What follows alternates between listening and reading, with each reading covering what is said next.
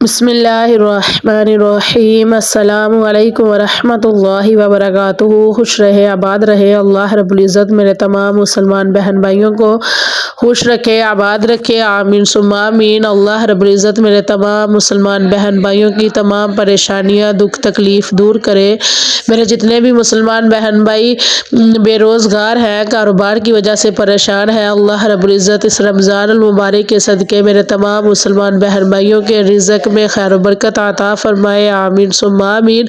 اللہ رب العزت میرے ہم سب مسلمانوں کو رمضان المبارک کے روزے رکھنے کی اور زیادہ سے زیادہ عبادت کرنے کی توفیق عطا فرمائے، آمین ثم آمین یا رب العالمین۔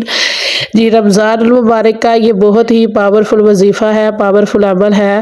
رمضان المبارک کا چاند دیکھنے کے بعد، چاند نکلنے کے بعد کا یہ وظیفہ ہے۔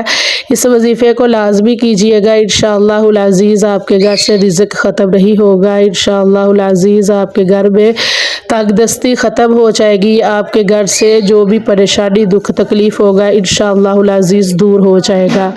جی، میری ویڈیو کو اینڈ تک دیکھیے گا، میری ویڈیو کو لائک کیجیے گا، کمنٹ کیجیے گا، شیئر کیجیے گا، کیونکہ اچھی بات پھیلانا صدقہ جاریہ ہے۔ میری ویڈیو کو اپنے مسلمان بہن بھائیوں میں شیئر کیجیے گا۔ اللہ رب العزت آپ کے رزق میں خیر و برکت عطا فرمائے، آپ کو ہر دکھ تکلیف سے، ہر پریشانی سے اللہ رب العزت دور رکھے۔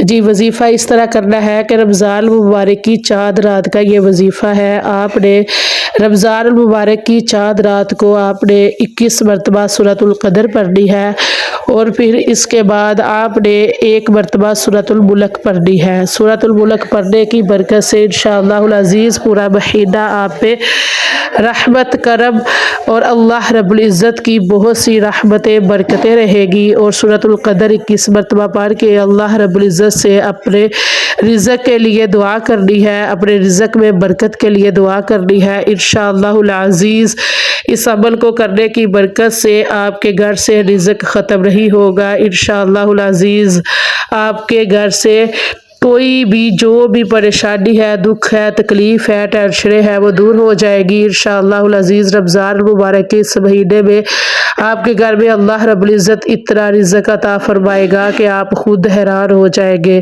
جی، اس عمل کو خود بھی کریں اور اپنے بہن بھائیوں میں شیئر بھی کریں۔ اللہ رب العزت آپ سب کو اپنے حفظ و ایمان میں رکھے، اللہ رب العزت آپ سب کو اپنے گھروں میں خوش رکھے، آباد رکھے، آمین ثم آمین یا رب العالمین۔